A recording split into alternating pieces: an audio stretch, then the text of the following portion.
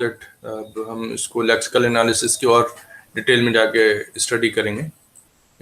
Lexical analysis क्या काम है कि हम अपने प्रोग्राम को, जो इनपुट प्रोग्राम है, जो सोर्स प्रोग्राम है, उसको स्कैन कर रहे हैं and we are trying to tokenize it और we are trying to convert it into tokens. हम इसको टोकन में कन्वर्ट करने की कोशिश कर रहे हैं। Actually lexical analyser and parser work together. ऐसा नहीं होता कि आपने पूरे प्रोग्राम के जो है पहले टोकन बना लिए फिर उसके बाद आप पार्सर को कॉल करना है। जनरली पार्सर और लेक्सिकल एनालाइजर दोनों जो है वो सिंक्रोनाइज्ड फॉर्म में काम कर रहे हैं। लेक्सिकल एनालाइजर का काम क्या है? It will generate the next token, ठीक है, and parser is using that token, ठीक है। तो पार्सर जब एक टोकन यूज कर लेता है then parser demands another token, so it calls lexer. तो lexer will get a new token and return it to the parser। आप यहाँ पर देख सकते हैं ये जो काम हो रहा है किस तरह से हो रहा है कि lexical analyser is being called by the parser. Lexical analyser ने एक टोकन जनरेट किया, it will supply this token to the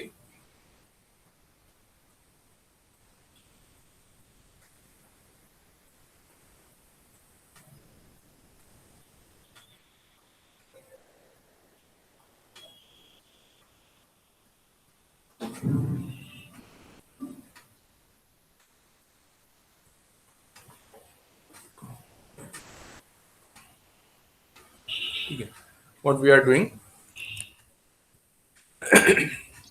Excuse me, sir. The lexical analyzer is Sir, generating a token and giving this token to the parser. Parser ने एक token लिया, use किया, then it is demanding another token. इसने दोबारा से token को call किया कि हमें दूसरा टोकन चाहिए, तो lexical analyser will get another token and return it to the parser, ठीक है। तो लेक्सिकल एनालाइजर क्या कर रहा है, यहाँ से ये सोर्स प्रोग्राम को रीड कर रहा है। इसने एक लाइन रीड की थी, उसमें से एक टोकन रीड किया और टोकन जो है वो पार्सर को भेज दिया। पार्सर ने फिर अगला टोकन जो है डिमांड किया, इसने अगला टोकन भेज दिया, फिर इसने अगला टोकन डिमांड किया। इस तरह से ये सिंक्रोनाइज्ड फॉर्म में काम कर रहे हैं। और यहाँ पर आपके पास सिंबल टेबल है जिसमें ये वैल्यू जो लेक्सिकल एनालाइजर जो टोकन आइडेंटिफाई करता है उसको सिंबल टेबल में स्टोर कर देता है, ठीक है। तो जिसको सिंबल चाहिए पार्सर को, वो पार्सर जो है वो उसको टोकनाइजर के लिए या लेक्सिकल एनालाइजर के लिए कॉल भेजता है। लेक्सिकल एनालाइजर उसमें से एक टोकन जनरेट करके सिंबल टेबल में भी स्टोर कर देता है और पार्सर को रिटर्न भी कर देता है। Lexical analyzer often exists in the form of a single function called by the parser or another function। जो कोई दूसरा फंक्शन है या पार्सर है उसको कॉल करता रहता है। लेक्सिकल एनालाइजर जो है वो क्या काम कर रहा है? It is the first phase. ये आपको मालूम है कि लेक्सिकल एनालिसिस फर्स्ट फेज है। Its main task is to read the next input characters from the source program. Source program जो आ रहे हैं उसको रीड करना है and produce as output the sequence of tokens that parsers can use, a parser can use to generate syntax analyzer। जो syntax analyzer अपने analysis के लिए यूज कर सकता है। तो इसका काम इतना है, ये आपका लेक्सिकल एनालाइजर का, कि ये प्रोग्राम को रीड करेगा।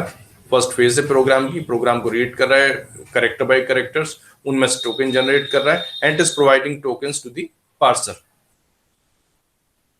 Upon receiving next token command from the parser, that lexical analyzer read input characters until it can identify the next token। तो ये काम क्या कर रहा है, वहां से इसको जो प्रोग्राम है, जो सोर्स प्रोग्राम है, वहां से कैरेक्टर्स रीड कर रहा है कैरेक्टर बाय कैरेक्टर, और वहां से रीड करने के बाद एक टोकन बनाता है। टोकन बनाता है लेक्सिकल एनालाइजर से पार्सर को भेज देता है। पार्सर ने फिर अगला टोकन डिमांड किया and it will read another set of characters from the input stream. जो आपके पास फाइल है, जो प्रोग्राम है, वहां से ये कुछ और कैरेक्टर्स रीड करेगा और ये नेक्स्ट टोकन फॉर्म करने की कोशिश करेगा, ठीक है। So these are the tasks of lexical analyser.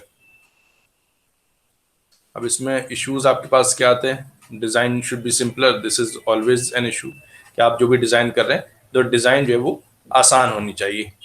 To improve the efficiency of the compiler की इफिशियंसी जो है वो भी इम्प्रूव हो जाए। To enhance the computer portability, ये भी आपका एक इशू है कि इस तरह से आप बनाएं कि कंपाइलर आपका जो है वो कंप्यूटर पोर्टेबिलिटी रहे उसमें लेक्सिकल एनालाइजर में। You can use this lexical analyser on any system. And this is the detail of tokens. Token आपको ऑलरेडी बता ही दिया। टोकन आप जो है वो जो इनपुट सीक्वेंस है, जो इनपुट प्रोग्राम है आपका, उसमें से आप एक मीनिंगफुल सीक्वेंस ऑफ कैरेक्टर्स को जो है वो टोकन कर रहे हैं, ठीक है। तो टोकन जो है वो आपके आइडेंटिफायर्स के फॉर्म में हो सकते हैं, ठीक है, नंबर्स के फॉर्म में हो सकते हैं, कॉमा सेपरेटेड हो सकते हैं। The process of forming tokens is called tokenisation. Token आप जो बना रहे हैं, इस प्रोसेस को हम करें, this is process of tokenisation, ठीक है। तो आप टोकन जनरेट करें। A token can look like anything that is useful for processing as input text stream और टेक्स्ट फाइल, ठीक है। आप इस एक्सप्रेशन को कंसीडर करिए, क्या लिखा हुआ है, सम इक्वल्स टू 3 + 2, ठीक है। तो इसमें आपके पास लेक्सिम क्या बन रही, लेक्सिम हम कहते हैं जिससे हम टोकन जनरेट करें, जो टोकन के कैरेक्टर सीक्वेंस है उसको हम बेसिकली लेक्सिम करें। So we will start from this point, ठीक है। आपने पहला कैरेक्टर एस रीड किया, ठीक है, देन यू रेड यू, फिर आपने एम को रीड किया, तो आपके पास अभी सीक्वेंस ऑफ कैरेक्टर्स आ रहा है। So you are continuously adding to the previous character. आपको एस मिला था, एस आपके पास जो है वो लेक्सिम हो गया, फिर यू मिला, वो भी उसी में जुड़ गया, आपका एस यू हो गया, फिर एम मिला, वो भी उसी में जुड़ गया, एस यू एम हो गया, आपके पास जो लेक्सिम का नाम क्या हो गया, एस यू एम, ठीक है। उसके बाद आपको इक्वल साइन मिला, this can not be part of the lexeme, ये इस लेक्सिम का पार्ट नहीं हो सकता है जो अभी आप करेंटली स्कैन कर रहे हैं। So you will stop here and you will categorise it as identifier, और आपने इसको सम को एक लेक्सिम एज्यूम कर लिया और इसको आइडेंटिफायर की कैटेगरी में डाल दिया, यानी कि जो आपने टोकन जनरेट किया है सम, उस टोकन की लेक्सिम क्या है, सम है, और उसकी कैटेगरी क्या है, आइडेंटिफायर है। उसके बाद आपको क्या मिला, असाइनमेंट ऑपरेटर मिला है, ठीक है। तो ये आपने लेक्सिम के तौर पर भी सिंगल कैरेक्टर है और असाइनमेंट ऑपरेटर इसकी कैटेगरी हो गई। 3 मिला है, ये आपका नंबर है, प्लस है, ये आपका एडिशन ऑपरेटर है, 2 मिला है, ये आपका नंबर है, semicolon, this is end of state, ठीक है, end of statement. So these are the lexemes and these are the categorisation of this lexemes, या जो आप इससे टोकन जनरेट करेंगे उसका कैटेगराइजेशन। तो हम लेक्सिम किसे कह रहे हैं, lexeme is a group of characters forming tokens is called lexeme, यानी जिससे हमारे टोकन जनरेट हो रहे हैं वो सीक्वेंस ऑफ कैरेक्टर जो है वो हमारा लेक्सिम कहलाता है। जैसे आपने देखा है ऊपर सम जो है वो हमारा लेक्सिम।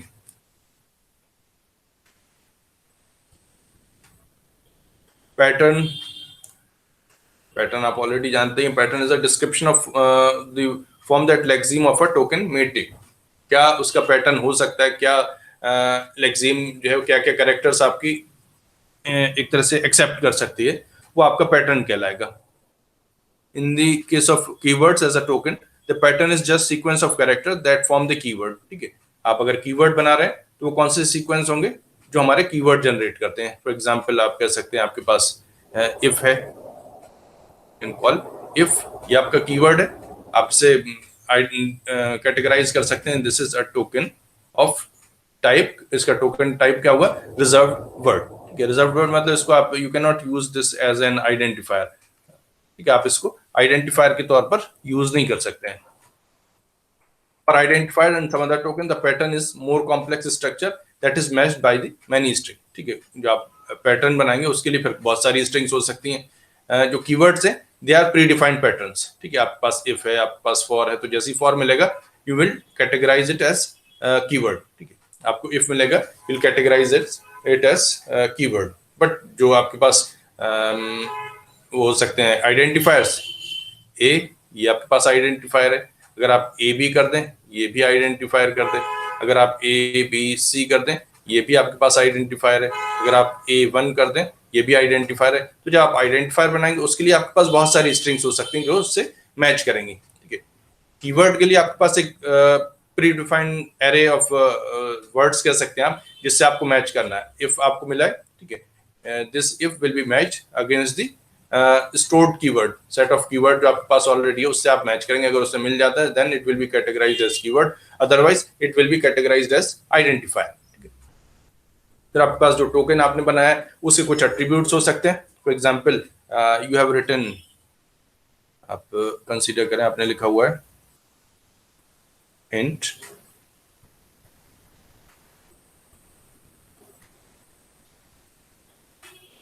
I equals to 5, ठीक है। So I is the lexeme of the token, ठीक है। इस टोकन की कैटेगरी, आइडेंटिफायर। अब इससे रिलेटेड जो इन्फॉर्मेशन है वो आपकी यहाँ पर स्टोर की जाएगी।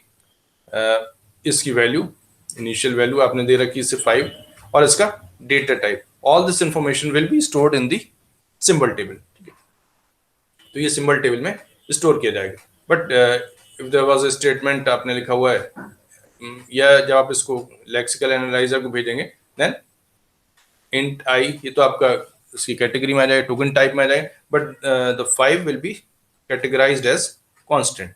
5 आपका जो है वो कांस्टेंट कहलाएगा, इसकी value as it is store कर ली जाएगी। जो 5 है इसकी वैल्यू एज इट इज आप स्टोर कर सकते हैं सिंबल टेबल में। और जो पॉइंटर्स है वहां पर pointer correspond to the symbol table entry. Identifier के लिए एक पॉइंटर आप बना देंगे। मान लिया आपके पास ये सिंबल टेबल है, इसमें आपने सारे सिंबल्स की इंफॉर्मेशन स्टोर कर रखी कि आपके पास ए है, आपके पास बी है, कोई भी है। तो आप ए के बारे में जब बात करेंगे तो ए के लिए आपके पास एक पॉइंटर है जो ए को पॉइंट कर रहा है। ए और इससे रिलेटेड इंफॉर्मेशन, एट्रीब्यूट सब आपको सिंबल टेबल में उस पॉइंटर के थ्रू मिल जाएंगे।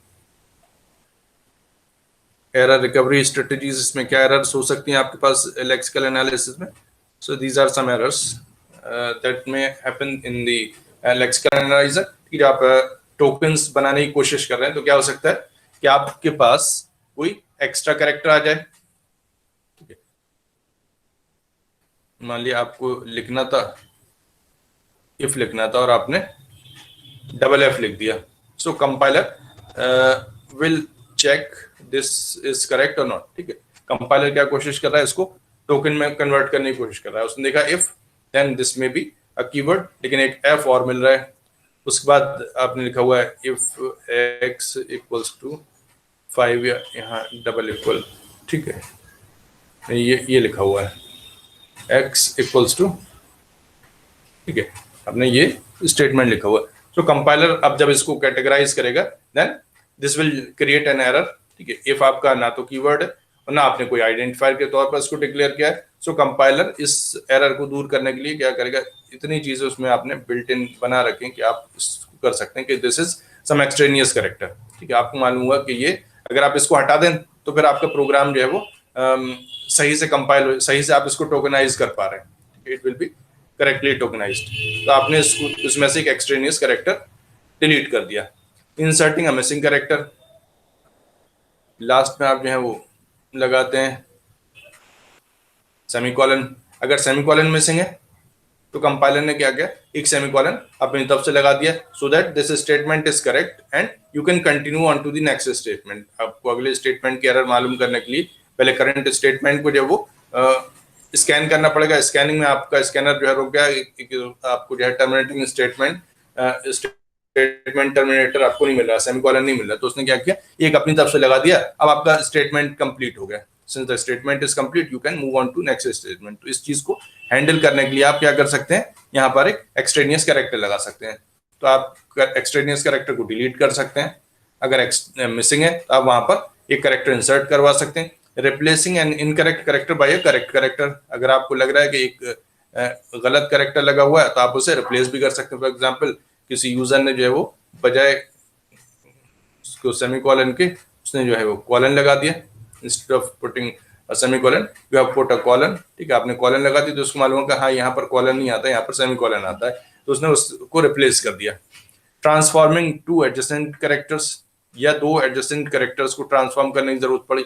आप टाइप कर रहे थे इफ, ठीक है, the character that you wanted to type is if, but by mistake you wrote, आपने सीक्वेंस तो ये किस ऑर्डर में आपको प्रेस करने थे, आपने आई एफ के बजाय एफ पहले प्रेस हो गया और उसके बाद आपने आई प्रेस कर दिया। उसके बाद आपने यही लिखा हुआ है एक्स इक्वल्स टू से 5। If this is the case, then lexical analyzer will try to reorder them. इसने क्या किया, टू मोस्ट रिसेंट कैरेक्टर्स को एडजेसेंट कैरेक्टर को जो है उसने रिप्लेस कर दिया, transforming two adjacent characters. I F को आई और आई को एफ में बदल दे अगर, then this statement will be correct. तो ये स्टेटमेंट आपका करेक्ट हो जाएगा। सो ये भी आपके पास एक स्ट्रेटेजी हो सकती है इसमें एरर हैंडलिंग करने के लिए, जो लेक्सिकल एनालिसिस है। ठीक है, और there's another mode that is called panic mode recovery. इसमें क्या कर रहे हैं, आपने स्टेटमेंट को जब एनालाइज करने की कोशिश की, उसको टोकनाइज करने की कोशिश की, तो आप उसे नहीं कर पा रहे हैं, उसमें कुछ एरर आ रही। So what you are doing, you are trying to delete successively characters from right to left. आपने राइट से डिलीट करना शुरू किया। मान लिया आपको लगा कि हाँ इसमें एक कैरेक्टर जो है वो गलत है, तो आपने पहला कैरेक्टर डिलीट किया। अगर वो वैलिड टोकन बन जाता है तो ठीक है, अगर नहीं बनता तो आपने दूसरा कैरेक्टर डिलीट कर दिया, फिर भी नहीं बनता तो तीसरा कैरेक्टर डिलीट कर दिया, फिर भी नहीं बनता तो आपने चौथा कैरेक्टर डिलीट कर दिया। So you are going on deleting characters from right to left until you find a valid token. ठीक है, जब तक आपको वैलिड टोकन नहीं मिल जाता तब तक आप कैरेक्टर्स को डिलीट करते चले जा रहे हैं। ठीक है, तो this is called panic mode recovery. आप इसमें बहुत सारे कैरेक्टर्स जो हैं वो डिलीट करके एक्चुअली उसको बहुत सारे आपके बेसिकली कैरेक्टर जो हैं वो डिलीट हो जाएंगे। So that's why this is called panic mode recovery. आप जो है एकदम पैनिक मोड में आ गए, आपने कैरेक्टर्स को डिलीट करना शुरू कर दिया। If you can recover from this error only then you will be able to move on to next statement. तो आप इससे रिकवर करने की कोशिश कर रहे हैं, तो रिकवर करने के लिए आपको क्या क्या कर सकते हैं, ऊपर जो स्टेटमेंट लिखे तो कर ही सकते हैं। पैनिक मोड रिकवरी क्या है कि आपको जैसी एरर मिली आपने एक्स्ट्रा कैरेक्टर जो है वो डिलीट करने स्टार्ट कर दिया। अगर एक कैरेक्टर से काम हो गया एंड फाइन, अगर नहीं होता है तो आपने दूसरा कैरेक्टर, तीसरा कैरेक्टर, चौथा कैरेक्टर आप सक्सेसिवली डिलीट करते चले आ रहे हैं। So in this manner you will be able to handle the statement. तो आप पूरे प्रोग्राम के जो स्टेटमेंट है उनको टोकन की फॉर्म में कन्वर्ट कर रहे हैं, और उसमें अगर कोई एरर आती then these are the strategies which you can make in lexical analysis. ये आपके पास कुछ और टॉपिक्स हैं जो यहाँ पर हम डिस्कस नहीं कर रहे हैं। इनपुट बफरिंग, कि आप कैसे जो है वो पूरे इनपुट को, पूरे सेंटेंस को आप स्कैन करवा रहे हैं, तो इसमें हमारे पास इतनी डिटेल में जो है जाने की ज़रूरत नहीं है। अगर आप जैसे चाहें पढ़ सकते हैं, बट हम इसको उसमें सिलेबस में कवर नहीं कर रहे हैं। आप लेक्सिम को कैसे आइडेंटिफाई करते हैं, आपने एक पॉइंटर यहाँ लगा दिया, एक पॉइंटर यहाँ लगा दिया, इन दोनों के बीच में आपका लेक्सिम आ जाएगा। तो ये सब चीज़ें इसमें हैं, आप चाहें तो पढ़ सकते हैं, but this is not part in the syllabus. ठीक है, सेंटिनल जो आपका लास्ट करेक्टर होता है जिससे आप एंड ऑफ स्टेटमेंट को आइडेंटिफाई करते हैं, दैट इज कॉल्ड सेंटिनल। ठीक है, उसको भी हम जो है यहाँ पर नहीं कवर कर रहे हैं। ये उसकी एल्गोरिथम है टोकन बनाने की, it is also being left, इसको भी हम जो है नहीं कर रहे हैं। स्पेसिफिकेशन ऑफ टोकन्स, ठीक है, ये हम ऑलरेडी बहुत सारी चीजें इसमें से ऑटोमेटा में कवर कर चुके हैं। स्ट्रिंग्स हैं, लैंग्वेज है, अल्फाबेट कैरेक्टर्स किसको कहते हैं, स्ट्रिंग किसे कहते हैं, लैंग्वेज किसे कहते हैं, is countable set of strings over some fixed alphabet. ठीक है, ये आपकी लैंग्वेज कहलाती है। तो लैंग्वेज के बारे में आप ऑलरेडी पढ़ चुके हैं, ये ऑपरेशंस भी पढ़ चुके हैं। प्रीफिक्स क्या होते हैं, सफिक्स क्या होते हैं, सब स्ट्रिंग क्या होती है, proper prefixes, suffixes and substrings, operations on languages, union, ठीक है, पढ़ा है आपने, concatenation, Kleene closure, positive closure. Kleene closure में क्या होता है, जीरो और मोर इंस्टेंसेस, पॉजिटिव क्लोजर में क्या होता है, वन और मोर इंस्टेंसेस। ठीक है, ये L star, L union S, L आपका ये है, एस ये है, तो एल यूनियन एस क्या होगा, सबको आपने कंबाइन कर दिया। कॉन्कैटिनेशन एल डॉट एस, तो इस तरह से बन जाएगा, एल और एस की कॉम्बिनेशन आ जाएंगे। एल स्टार एप्सिलॉन, यानी जीरो लेंथ की स्ट्रिंग हो गई, उसका जीरो हो सकता है, वन हो सकता है, फिर टू लेंथ की स्ट्रिंग हो सकती है। पॉजिटिव क्लोजर में बस आपने क्या किया है, उस एप्सिलॉन को छोड़ दिया, तो स्किप कर दिया, तो आपका पॉजिटिव क्लोजर कहलाता है। Then we come to regular expressions, ये भी आप पढ़ चुके हैं। रेगुलर एक्सप्रेशंस, इनके rules, epsilon is considered as a regular expression, और एल एप्सिलॉन जो है वो एप्सिलॉन लैंग्वेज हो जाएगी, whose sole member is empty string, यानी उसमें सिर्फ एम्प्टी स्ट्रिंग है। अगर ए आपके पास कोई सिंबल है in alpha sigma, then A is a regular expression and L equals to A हो जाएगी। यानी आपके पास अगर एक ही सिंबल है तो आप उससे कितनी स्ट्रिंग बना सकते हैं, और जो है वो आप ए को ही रेगुलर एक्सप्रेशन मान रहे हैं, then you can generate only a single a of length 1 with a in its one position। ठीक है, आपके पास अगर r और s दो रेगुलर एक्सप्रेशन है, ठीक है, तो इनकी जो लैंग्वेजेस रिप्रेजेंट होंगी वो होंगी lr और ls। ठीक है, इनसे जो लैंग्वेज रिप्रेजेंट हो रही है वो lr और ls है। अगर आप और ऑपरेशन परफॉर्म करते हैं, r और s is regular expression denoting language lr और यूनियन ls। अगर आप r और यानी आप ऑप्शनल में रहा है कि आप या तो सिंबल आर, सिंबल नहीं, ये रेगुलर एक्सप्रेशन आर एक्सेप्ट करें या एस एक्सेप्ट करें, तो इसका मतलब हो गया कि आप लैंग्वेज आर और लैंग्वेज एस दोनों को आप यूनियन लेक बना रहे हैं, यानी कि दोनों चीजें उसमें कवर हो जाएंगी। फिर आर और एस अगर आप इस तरह से लिख देते ब्रैकेट में, तो इसका मतलब हो गया ये कॉन्कैटिनेशन हो गया लैंग्वेजेस का। आर स्टार करते हैं तो ये क्लीन क्लोजर हो गया लैंग्वेज के लिए, और आर रेगुलर एक्सप्रेशन तो ये आपकी लैंग्वेज जो है वो एलआर हो जाएगी। The unary operator star has highest precedence and is left associative. Star आपका जो है वो हाईएस्ट प्रेसिडेंस है यूनरी ऑपरेटर में, और इसकी प्रेसिडेंस क्या है, लेफ्ट एसोसिएटिव। एसोसिएटिविटी आप समझते हैं, लेफ्ट एसोसिएटिव का मतलब कि लेफ्ट ऑपरेंड के साथ ये एसोसिएट होगा, लेफ्ट ऑपरेंड के साथ ये जुड़ेगा, बजाय राइट से जोड़ने के आप पहले लेफ्ट से जोड़ेंगे। Concatenation has the second highest precedence and is left associated, ये भी आपका लेफ्ट एसोसिएटिव है। और जो है जो आपने देखा vertical bar has lowest precedence and is left associative, और ये भी आपका लेफ्ट एसोसिएटिव है। रेगुलर